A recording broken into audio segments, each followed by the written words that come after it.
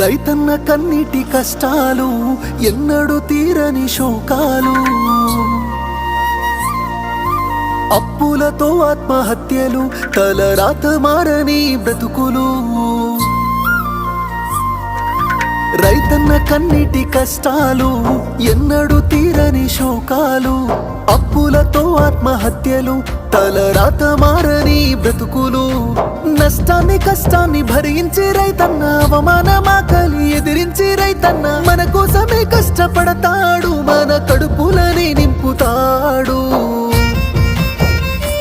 అయినా రైతన్నకి నాడు ఉండదు కంటి నిండా కునుకు, రైతన్నకే పూట దొరకదు కడుపు నిండా మెతుకు.